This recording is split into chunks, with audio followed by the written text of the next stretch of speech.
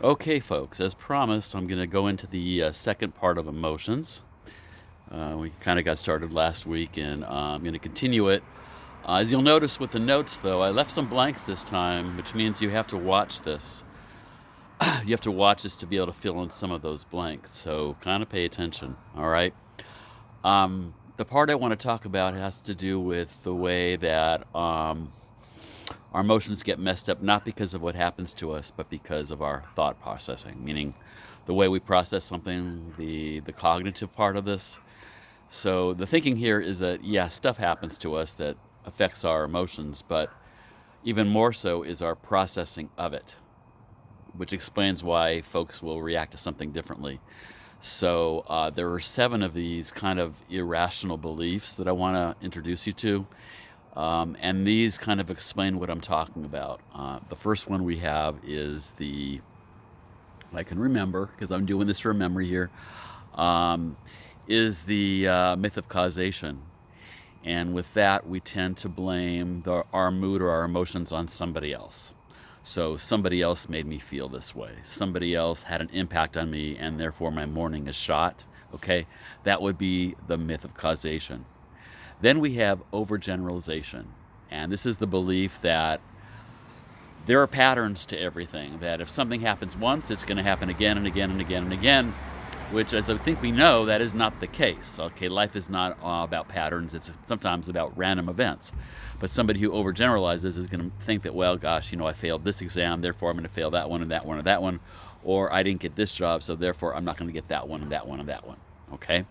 Then we have catastrophizing, and that's your person who makes mountains out of molehills. Okay, they make disaster movies out of little things. Okay, big things, that's different. All right, big things like maybe you know what I'm talking about, might be worth it, but little things, as in inconveniences, they tend to become very drama queenish and turn something really small into something really big. And God knows what's going to happen, pardon my French, when something really big happens if they can't handle the small things. Okay, so that would be catastrophizing.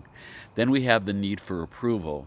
And this is the belief that we need others to validate us, that we are in need of attention from others. And social media is obviously the 21st century's place for that. If you need approval, that's where you go. Okay, and that's the problem too, because you're relying on likes and you're relying on others to validate you. In other words, you looking in the mirror isn't good enough, or you getting a great job isn't good enough. You have to tell everybody, you have to broadcast it, and then your self worth is more reliant on others' acknowledgement of it. Okay, so that's the need for approval. We have the myth of perfectionism, which is the belief that we have to be perfect. And I think that's a little irrational, because how many people do you know are perfect? But there are some folks that do not think they can make mistakes. For some reason, they believe that they have to be 100% at everything. And I mean, every aspect of their life. And I think that's very unrealistic. I'm always curious where that comes from, because it's kind of a very it's kind of like you're self-sabotaging right away, because how many times in your life are you going to make mistakes? Many. And so somebody like that's going to burn out, because they're constantly striving for something we're not supposed to strive to have at all. Okay, having lofty goals is one thing. Having to be good at everything is completely different. We have the tyranny of shoulds, which has to do with life should operate the way that I want it to. And boy, we've learned that that one doesn't work. If for instance, I study hard, I get good grades, I should be able to get a really good job right out of college. Well, sometimes there's a recession, or worse. Because I'm a good person, good things should happen to me. Well, I'd like to sip out of that fountain too, but the reality is that it doesn't work like that. All right, there's no real law to the universe, and sometimes things don't seem fair. You've heard that life isn't fair, and that's kind of what somebody like that will say. Life isn't fair. It's not fair, but it's also not fair for most people. Okay, so I believe that's 7. Okay, if I counted incorrectly, be sure you remind me when we meet. Um, Now, we got this bad thinking going on, or this negative thinking that can kind of get in our way. So there is a process called rational emotive therapy. And I mean, I'll explain it further. when we see each other, but basically it operates on the ABCs. And again, it's kind of like if you want to improve the way you deal, you have to improve the way you think. So in RET, there's something called the ABCs, A, B, and C. And the A is your activating event, which basically means whatever's happened to you. Okay, whatever event it was that caused you to get upset or bothered. Then B is the belief about what happened to you, your belief about what happened to you. And then C would be the consequence of your belief. So if you're understanding this, and I realize I'm not drawing it out for you, but if you're looking at the consequence, it's not a byproduct of the event. It's a byproduct of the belief, because the event's going to happen anyway. There's not really any choice in the matter. But if your belief is healthy or productive, then you're going to have a better consequence. But if your B thinking, takes you down a few notches, isn't like, you fall into the basement or into the ravine, okay, I don't think you can have a good consequence.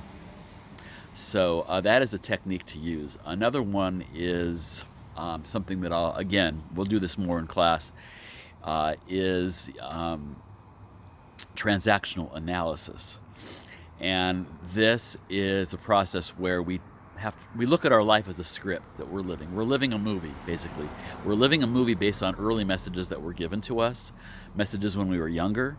And so the way we live as adults is sometimes still connected to those early messages. Now, if those messages were good, complimentary, positive, they have little or no effect on any kind of, let's say, bad emotional state. But if, however, the early messages were defeatist, if things were said to you by your parents or your friends or sibling, even a teacher you had in elementary school, and that registered with you, sometimes you carry those messages on for years and years and years and years. And before you know it, you're living a movie that you really had no part in writing, that was kind of written for you and was written many years ago. But some folks cannot let go of those messages. So transactional analysis challenges you to look at what those messages are and see if they're working for you or defeating you. And we'll work on that a little bit when we see each other with a little activity. Okay, now stress. Boy, oh boy, has this been a theme lately. But before I go into maybe the uglier side of it, understand there's 4 kinds. We have eustress, which is actually good stress. It gets you out of bed. It gets you motivated. It gets you so you do something. It got you here in this class. It gets you to the Zoom meetings, okay? Without that, you would have no motivation. So you think of eustress as as good stress that we need. Then we have distress, which is your typical stress that happens on any given day in a normal time, let's say. Just things that kind of happen, the flat tire, the alarm clock that doesn't go off when you're late to class, the boss that maybe yells at you at work. That's distress. Then we have hyperstress, and that is where you feel stressed out pretty much in all aspects of your life. You have maybe too much going on and you're not reacting well. You're not doing well probably at a lot of that because you're stressed all the time. And it's probably the most dangerous kind of stress there is, because it's with you all the time, and that's not very good for your physical and mental well-being. Then we have hypostress, and that's the opposite, where you have too little going on. Yeah, believe it or not, that's a thing, okay? If you are too idle or you have no challenge or stimulation, you can have a different kind of stress, and you probably know that from being antsy, or if you're not being challenged, let's say on the job, and you get really bored and you start to zone out, okay? That could be an example of hypostress, all right? Now, 3 categories of things that kind of stress us out generally. A, day-to-day events, okay? Your routine, as great as it may be, can be stressful, all right? Just the things you do every day. Oops, I forgot to pay a bill. Oh, the drive, remember those days? All right, it was a little longer than I wanted to be, and I was late, okay? That's your day-to-day stress, all right? Then we have the future. Okay, I'm outside, so you have to kind of put up with the noise.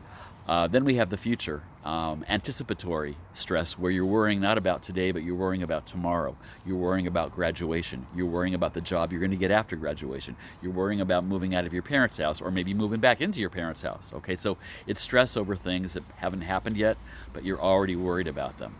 All right, then we have the unexpected, and boom, shazam, we are learning about that right now. The things you didn't see coming, the things that kind of, boom, when I was looking that way, something came this way. And unfortunately, right now, that's a big part of all of our lives. Okay, so those are the three things that generally cause us to have stress. And pretty much everything you think of probably falls into one of those categories. Now, let's look at how our body reacts. All right, let's look at how our body reacts to sudden stress. All right, first you have what's called the alarm phase. And this, by the way, this is known as GAS, G-A-S. No connection to what goes in the car, and as far as I know, from eating too many spicy foods, but it's GAS. And it's the general adaptation syndrome. All right, so you have the alarm phase where your body prepares or is suddenly forced to deal with a sudden stress. Something suddenly happens, and you have to get ready to kind of go to face with it. Okay, so your body goes into alarm. Then you have the resistance phase, and this is when your body's at peak. Okay, your adrenaline is high. You're able to basically combat the stress because your body is doing everything it needs to in order to fight whatever it is, fight or flight. That's kind of like the optimum stage here. So that is the resistance phase, and then afterwards you have the exhaustion phase, where your body comes down from the stress and has to regroup and recuperate. Because when you're in the middle of something, you don't always feel it, do you? Okay, you're in it, you're dealing with it, you're facing it, boom, boom, boom, and then you have to decompress. And that phase can be really scary because reality hits what you just dealt with. That's the emotional part, and when your body can kind of give out, you may find that you need to sleep more, or you may shut down for a while, okay? And that's how our body deals with sudden stress. Now, stress reduction real quick. There's classes in this, whole classes in this. There's a whole field in this. But basically, it's three different things, okay? We're talking about reducing your general stress level, and that's if you have it a lot of the time.